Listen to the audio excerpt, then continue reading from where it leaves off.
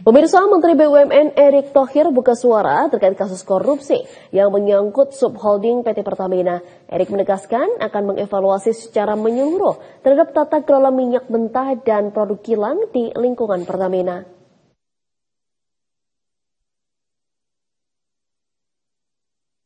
Usai ramai menjadi perbincangan terkait kasus korupsi di tubuh Pertamina serta adanya BBM oplosan, Menteri Badan Usaha Milik Negara Erick Thohir mengaku akan melakukan evaluasi secara menyeluruh di tubuh anak perusahaan PT Pertamina. Erick menegaskan potensi penggabungan anak usaha ini yang bertujuan untuk memangkas rantai penjualan BBM dari kilang atau impor sampai di SPBU, sehingga ke depan memungkinkan jika proses produksi atau pengiriman BBM dan penjualan di bawah satu anak usaha saja. Erick pun membantah bahwa kejadian ini merupakan bentuk kecolongan dari Menteri BUMN.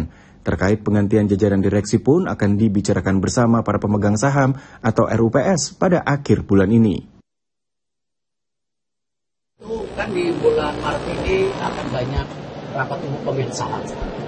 Jadi tentu pergantian nanti komisaris direksi kita sejalankan dengan rapatan tahunan. Ya, kita juga harus menjaga konsistensi dari tentu perusahaan itu masing-masing.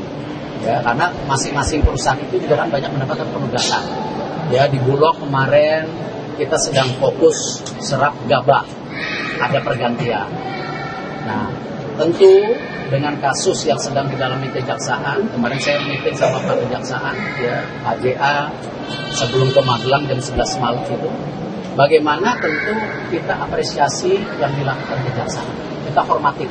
Seperti dulu kita sama-sama kejaksaan, kasus Asabri, Jiwasraya, Garuda, kita harus berpartisipasi. Kita akan review total. Seperti apa nanti bisa perbaikan-perbaikan yang kita lakukan ke depannya.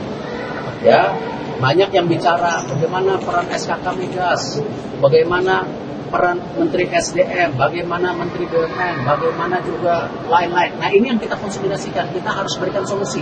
Seperti yang Pak Presiden selalu bilang, antara menteri ini berkomunikasi. Dan insya Allah saya sama Pak Presiden bisa kasih solusi.